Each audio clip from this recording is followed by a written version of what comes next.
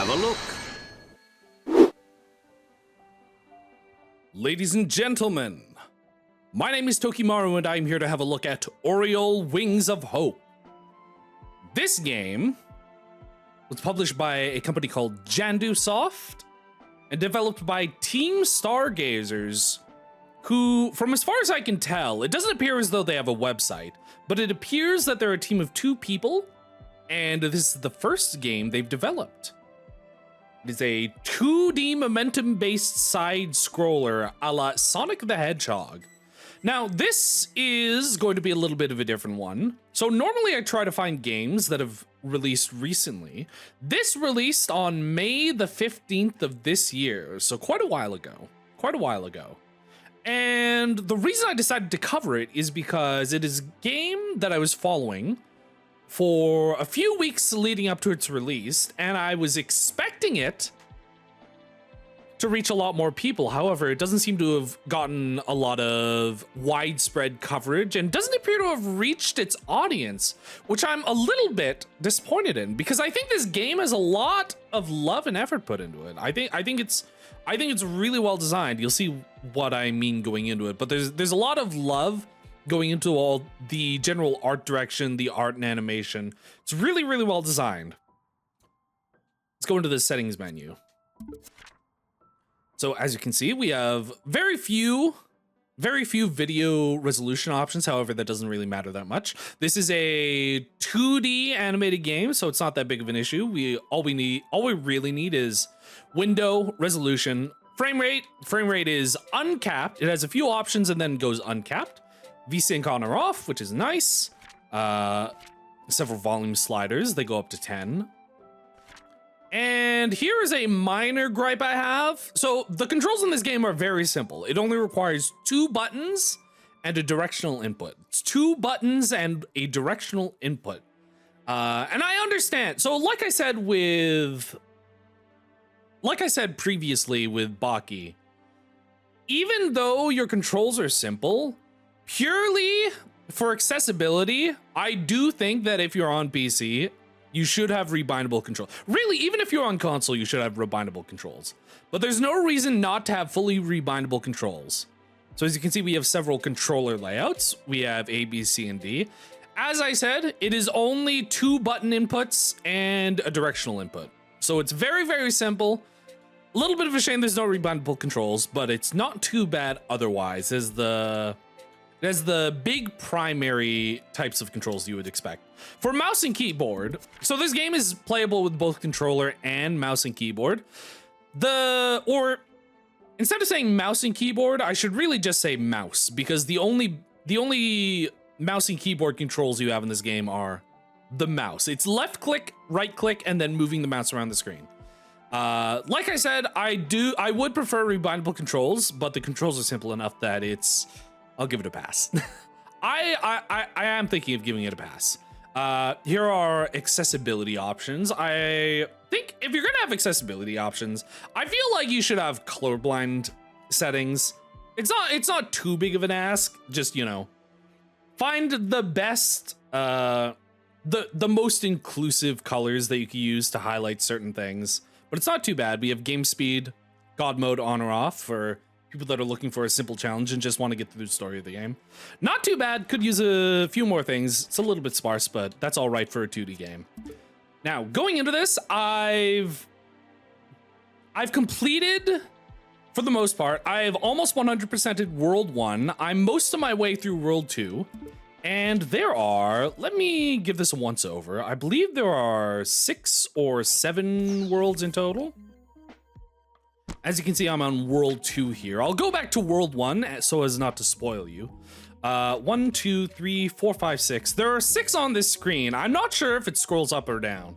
So you can expect either 6 or maybe 7 or 8. Hold on. Let me get back to World 1.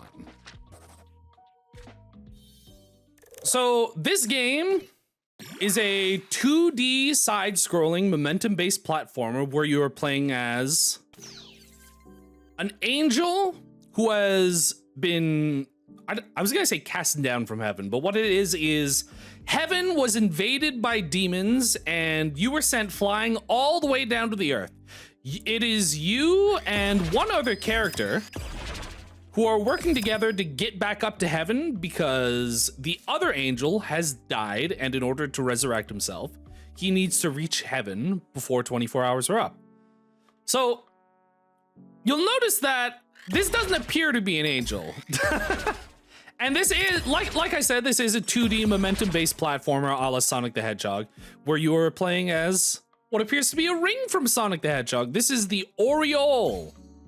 It is an angel's halo, which you can use to move around really fast. And that's about it. These are the controls. You can jump twice. You can jump in any direction twice until you hit the ground to refresh your jumps. And you can charge up a la Sonic the Hedgehog. And when you're in the air, you can slam down. That's it. Those are the only controls. Now,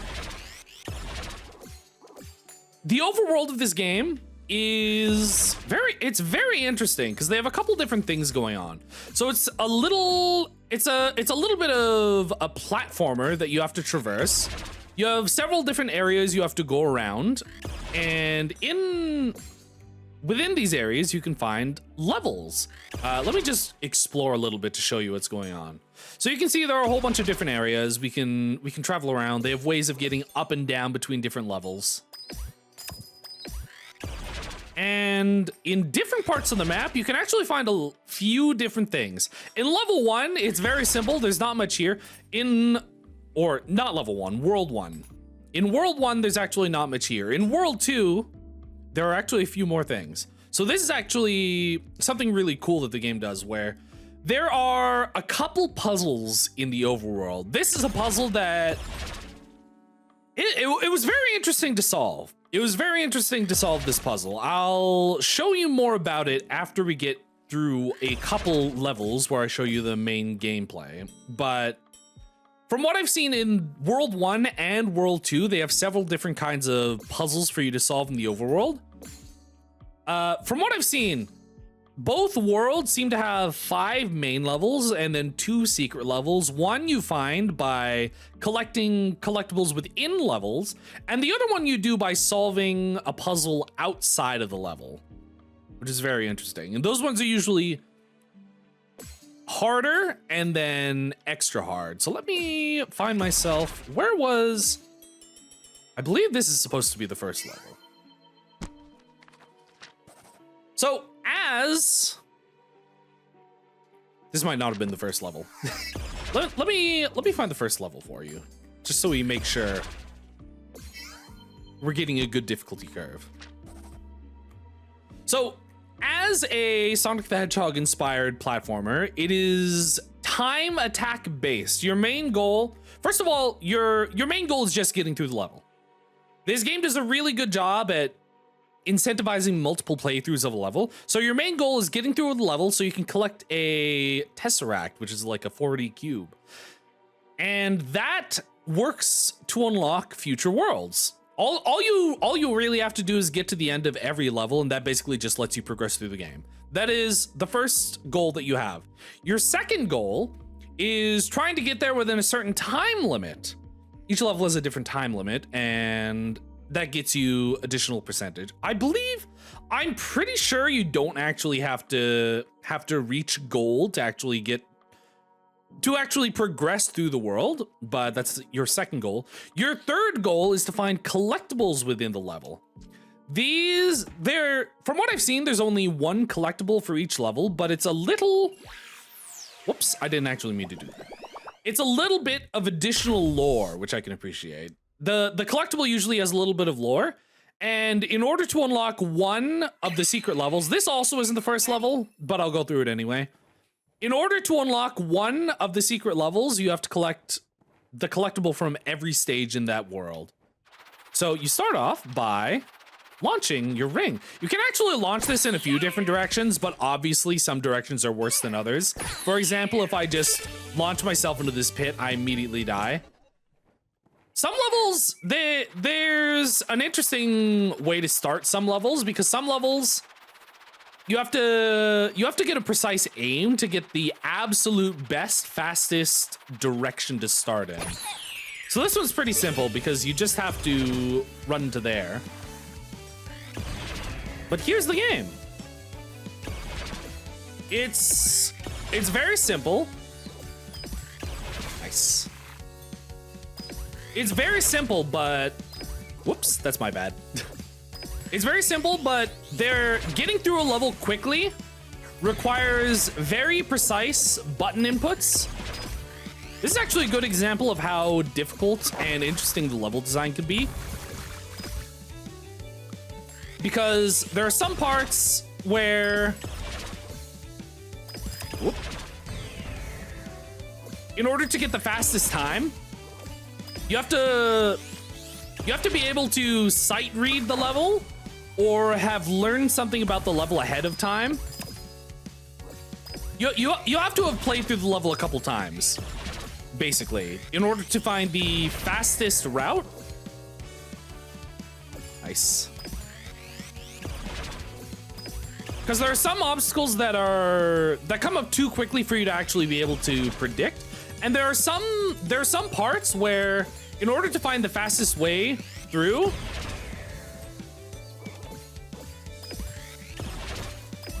you have to already know what's coming.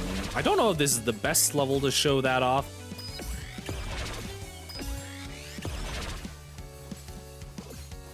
Because this is a pretty short level. Okay, let me find my bearings, because this game actually requires quite a bit of concentration. But because it's a game inspired by Sonic the Hedgehog, so the idea is you want to find the fastest way through the level. It requires a couple of playthroughs because there are some parts of the level where, in order to find out what things let you get through it the fastest, you have to have already played through it once, and that helps you understand the precise ways that you want to use your two buttons. So for instance, if I go on a ledge here, when you boost on a ledge, that's my bad. When you boost on a ledge, you can fly at different heights. So for example, let me try to set this up. If I just jump like that, it's pretty low. But if I charge it up a second time, it goes a little bit higher. And if I charge it up a third time,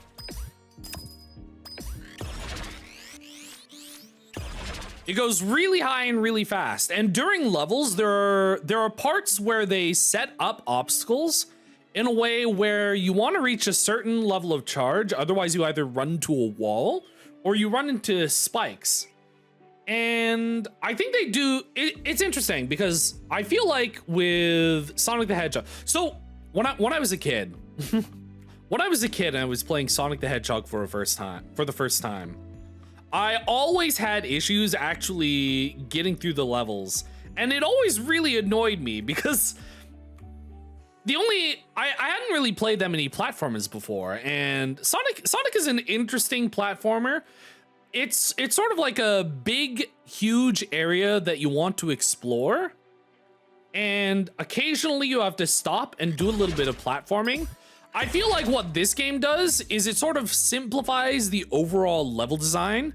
So for the most part, it's kind of a straight line, and the idea is you need to use your precise timings and inputs in order to optimize your passage through the straight line. And I think that helps a lot. I think it helps a lot with the learning curve of this game, because they do a really good job making you feel, I need to find which one the first level was. I kind of wish this game had sort of a level browser menu so I could actually go through the first to last levels in order. They kind of spontaneously spawn the levels when you enter the world. This might have been the first one. Let's do this. So you see right there, if I throw the ring there, then that puts me in an awful position because I hit a wall. Let me do this. I think they do a really good job sort of designing levels in a way that teaches you how you should expect levels to work. So you see what I did there? I just want to show how the kind of learning about this game works. So if I charge this once, it lands me perfectly on the other side of that, right? If I charge this twice on this ledge, it lands me all the way over here on that. So they do a really good job designing levels so that depending on how you're traversing through it, it basically allows you to make it through at different speeds. And they do it without sort of making it a big sprawling vertical level, because you can't really go up unless you reach an area that's specifically designed to go up, like this. Whereas something like classic Sonic games, I'm talking classic Sonic games, so there's kind of a difference between classic and modern Sonic games, but that's a whole can of worms that a lot of Sonic fans get into. But in this game so far, I've only gotten through World 2, but the level design seems deceptively simple. It's designed in a way where you don't really have to worry about too many branching paths. There are a few points where there are obvious branches or hidden branches that lead you to things like secrets or a slightly faster shortcut. But for the most part, the levels aren't designed with a huge amount of variable paths for you to go through. So these are the holy water cannons. They do some really interesting things with these. Okay, so here's something special I actually want to show you. This might be spoiling it. However, this game does a really interesting thing with collectibles. So like I said, there's one main collectible on each level. Or there's only one collectible on each level, but it does interesting things with secrets. So you may notice, or you may not notice, if you're going through this game really quickly, you might see that out of the corner of your eye. But here in this is a first world type of puzzle. The puzzles change based on what world you're in. They're all very different, but you can find these sort of hidden puzzle hints scattered throughout several levels in this world. So that's another sort of thing that they do to try and incentivize replayability. And I think it's really clever. It's really clever because it's the type of thing that they occasionally put out in the open. Sometimes they hide them, but you can see it out of the corner of your eye. And it sort of makes you want to go back. It's interesting because the game wants you to go really fast, and sometimes it makes you want to go back. But when you're trying to complete it for the first time and you're trying to get a really good time on it, what it does is it makes you want to return later. It makes you want to play the level again, not simply go back, because you can just go back. It's not like you're forbidden from going back in this game, but the way the game is designed, it sort of incentivizes repeat playthroughs as opposed to sort of slow and methodical. I think I've killed myself. As opposed to slow and methodical sort of platforming. I think that was when I was younger, that was sort of a problem that I had with some of the Sonic levels where they would make you stop and do some platforming if you didn't get into the faster areas of the game. But I think the way they've done secrets is really cool. And I think I've killed myself. Because I think I've already passed it. Because if I show you this, that's my bad. Let me see if I can find it. I don't remember where the collectible was on this level, but the collectibles usually aren't that far out of the way. They're usually a little bit hidden, but if you're paying attention, you can see where they've hidden them.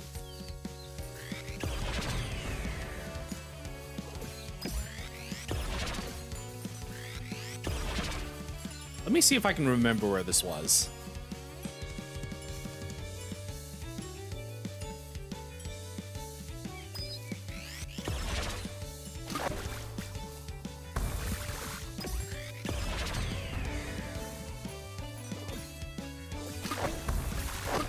Nice.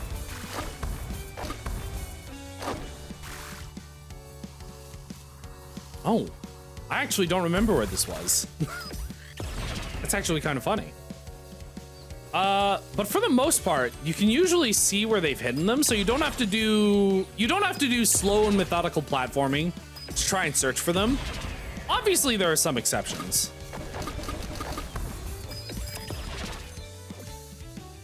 Whoops.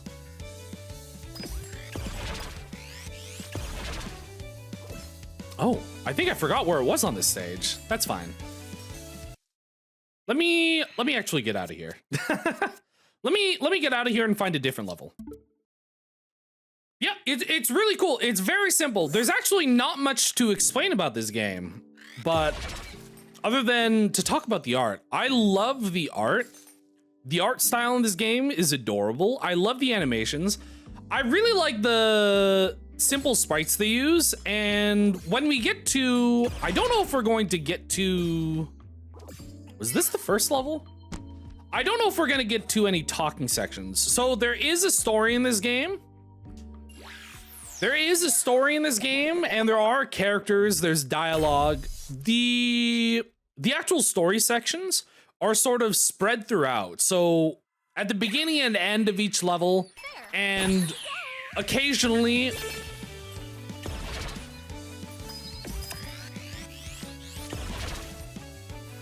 nice, cool. Occasionally, sorry, I keep on getting distracted because this game requires focus for getting, whoops. This game requires a lot of focus if you're trying to get good times. That's my bad. I was trying to do a little bit of a speed strat. Sorry, where was I? The talking sections. So the talking sections are sort of spread sporadically throughout the game. At the beginning and end of each world, you'll usually get a talking section, and every couple of levels that you clear, you'll also usually get a talking section. And the character sprites are really simple. The art style kind of reminds me of the Steven Universe games, where they're like very, very extremely simple stylized sprites. But it's an art style that I really like. I hesitate to call it sort of Tumblr core, but that's the first word that comes to mind. So this is an example of a secret. Nice, okay. So you see, I found a little jar. Whoops, that's my bad. I completely miffed it. I completely buffed that. But you see, I launched myself into a jar, and then it showed me where the secret was on this stage. I've completely soiled myself. My point I was about to make was that secrets actually don't take, the hidden item doesn't actually take that long to find and get before you can, oh my goodness. The secrets don't actually take that long for you to find and get before you return to the stage. So you get the secret, time stops, you look through the lore, you do this, you continue back on your stage. And if you don't mess up 50 times in a row, then that usually doesn't result in that much time loss. There have been plenty of stages where I found the secret and I still gotten gold time. Mind you, this is still the first two worlds, so perhaps that changes in future levels. So you see here, there's another one of these secret things. Nice.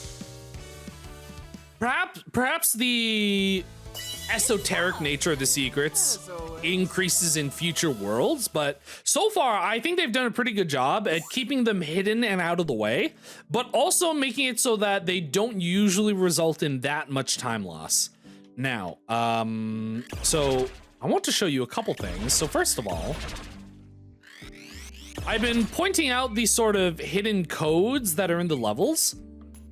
and I was here earlier, but basically what the puzzle in the first world wants you to do is it wants you to go left or right, depending on what part of the code you want to input.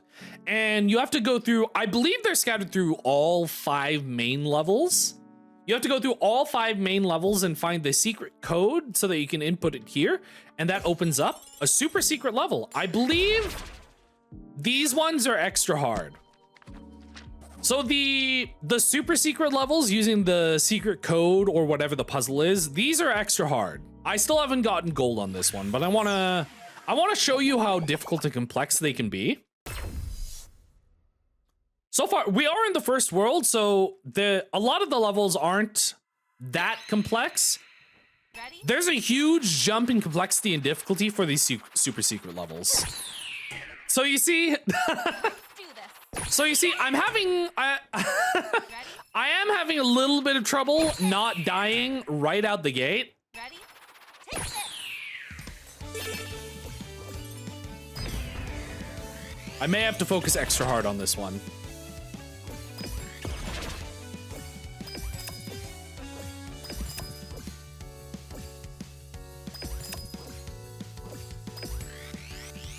Nice.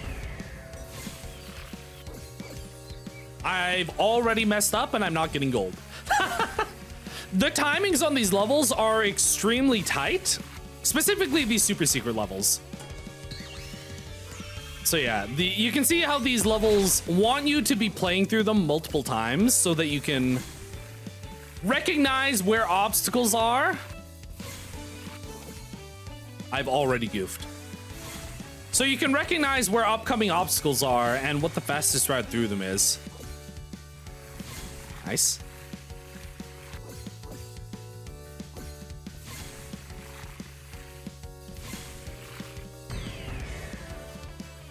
I already know I'm not getting gold here.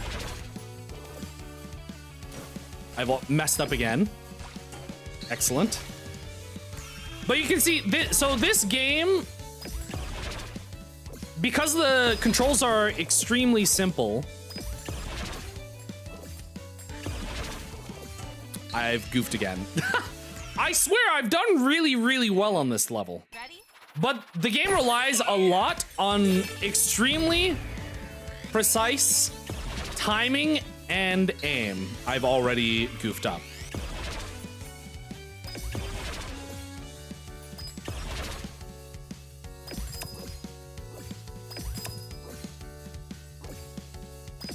For you to get through it optimally.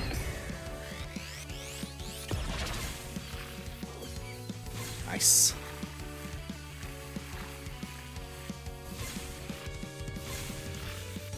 Oh no!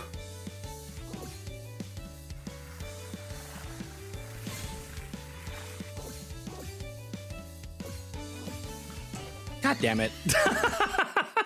This game really makes you want to get, this game makes you really want to get good. Do this. Because you can usually, for the most part, you can usually see where you've gone wrong. There. And it makes you want to optimize the hell out of every run. Ready? Take this. It really brings out the speedrunner in you.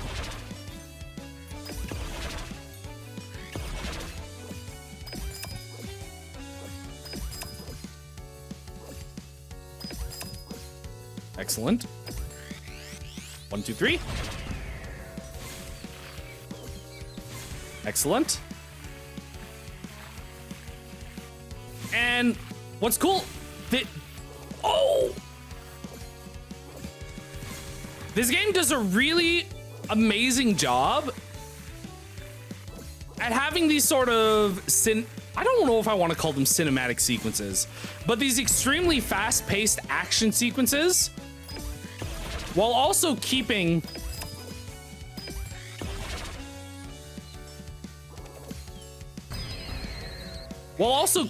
the skill-based element of this game without it turning into sort of modern 3D Sonic. The modern 3D Sonic problem of you're just going through a big straight line and occasionally doing a QTE. It's all the... That's my bad.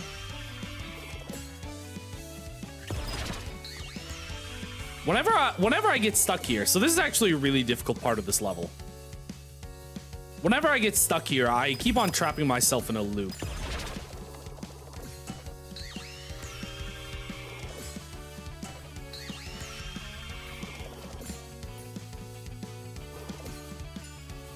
Nice. Because the optimal path, it requires extremely precise movement and targeting, especially on these super secret levels. Oh, why? That's so far away.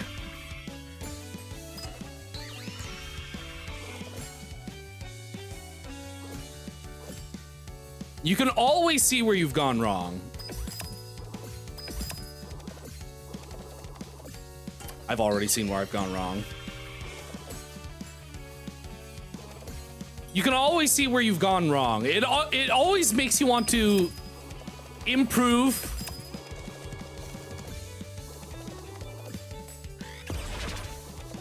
The game does a really good job at making you want to improve. Ah, god damn it.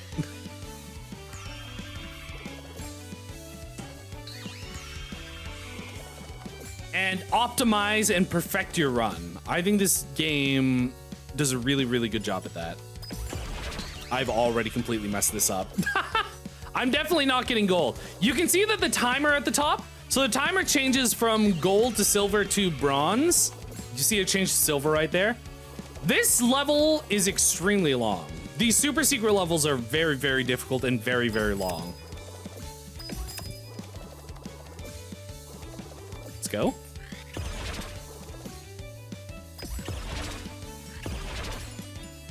Oh, that part always gets me. Last time I was here doing this level, I got stuck on this part. I got stuck trying to optimize this part specifically for like half an hour.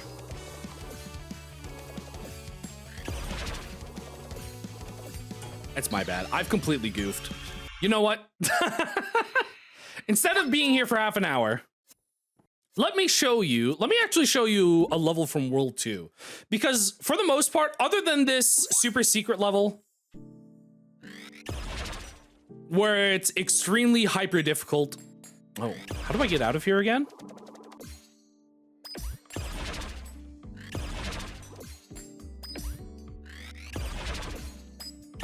Nice. Other than the super secret level, which is extremely difficult on purpose, it's purely for hardcore completionists and speedrunners. Let me show you a level from World 2. Because for the most part, the first world levels are pretty simplistic. And I want to show you some of the interesting creative things that they do with future levels. Because they start getting more interesting and complex. Ooh. So you can see here, the world here of World 2 is actually a lot larger. It's very easy to get lost in this. I'm almost expecting the worlds to get much larger and for you to be able to get just completely lost in where you are. And I'm interested to see how they handle that. But so in World 2, they introduce a couple new things. It's sort of mostly teaching you how the actual movement and pathing works. I've completely biffed it. So World 1 was sort of your simple introduction to the game. World 2 ends up trying to teach you the best way to move through levels. So this part, they want you to charge twice there because it launches you directly into that rope. They introduced these, which I think their way of sort of teaching you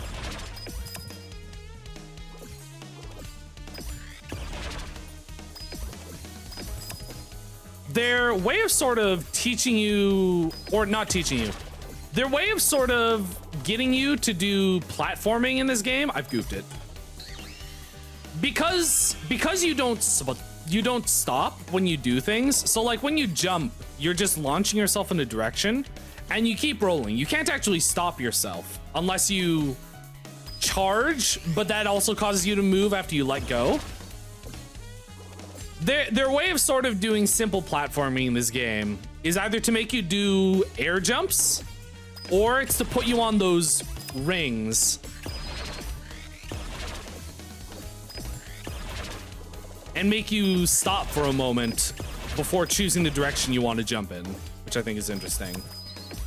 But yeah, they sort of up the complexity of where the obstacles are laid out to sort of teach you what the optimal way to move is using the ramps. Oh, I biffed it. So there, you notice there was something on the top left. That's because they're sort of hiding it behind the automatic movement. But there are places in between. Just let me show you. I don't know if I can make it there. There are places in between. So these seem like they're here just to be automatic. But whenever you get into these rings, you have a chance to sort of choose a direction to go in. So they do a really good job at having things appear to be automatic, but really it's hiding. It's hiding sort of precise movement options. I think they do a really good job of that. Here are your characters, by the way. I haven't been talking about them, but these are your two main characters. It kind of reminds me of sort of Kid Icarus character design a lot, which I guess makes sense because you're angels trying to get back to heaven. But yeah, that's basically all there is to say about the game. The music is really good too. I forgot to mention the music. I really like the music. The overworld music does a really good job at just sort of being chill vibes. Because even though this game is a speed and momentum based platformer, when you're in the overworld, you're just kind of adventuring around. Oh yeah, so these are what the easier secret levels are. So when you do the puzzles, those are extra hard secret levels. These are a little bit easier, and all they require is for you to find the collectible in each level. Ooh, this is lovely. The art in this game really is beautiful. Just the overall art direction is amazing. But like I was saying about the music, I think the world music is really good in that it sort of just lets you, they have that chill vibe that sort of adds to the adventuring of just going through these overworld levels and try and search for the secrets. And then the in-level music, let me get back into a level. The in-level music feels amazing to go hyper fast too. It's extremely hype.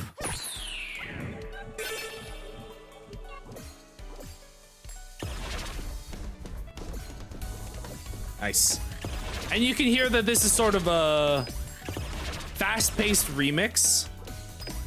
This is a fast-paced remix of the overworld theme. Yeah, occasionally you have these parts which are just cool and cinematic.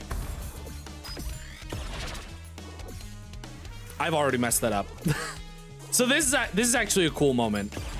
So obviously, you know you can jump on the ropes. However, what you can do, so when you jump on the ropes, you go pretty slowly.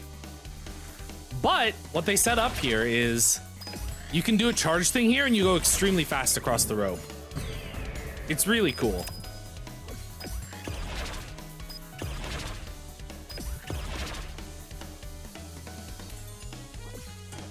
I messed up.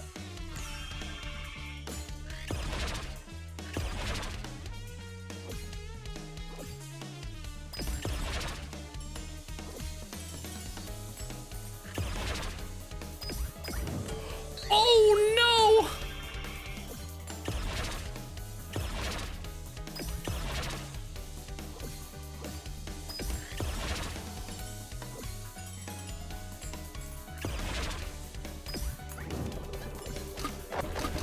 nice.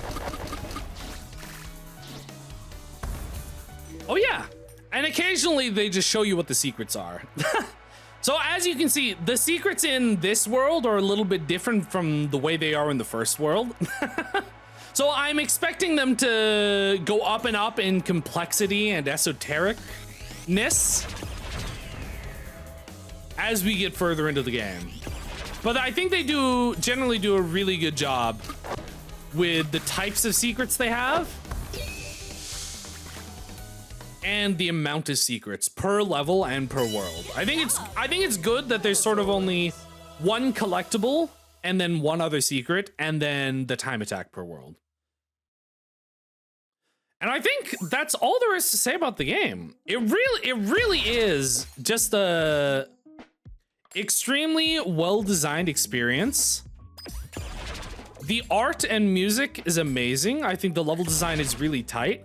I think it's a great, I do think this is sort of a great first time casual experience. And also it has a lot to offer for people that want to speedrun, want to be perfectionists. It has a lot of collectibles. It has the extremely difficult secret levels for extremely hardcore gamers. I think it has a lot to offer for everyone. I think overall it does a really good job at onboarding people onto the genre, because I think it's actually a little bit of a niche genre. I think that not that many people, or I don't want to say not that many people. What I mean is the amount of people that really yearn for these sort of fast-paced Sonic the Hedgehog-esque momentum-based games is surprisingly a lot less than you'd expect given the popularity of, you know, Sonic the Hedgehog. But I think that this game especially does a really good job at sort of onboarding people to the experience, because I think the extremely simple controls and the complexity of the early levels and the way it sort of teaches you just generally how the game works and how levels are laid out, it does a really good job. So yeah, that is Aureole Rings of Hope. It is available for $10 USD on Steam or your regional equivalent. My name has been Tokimaru, and I will see you all next time.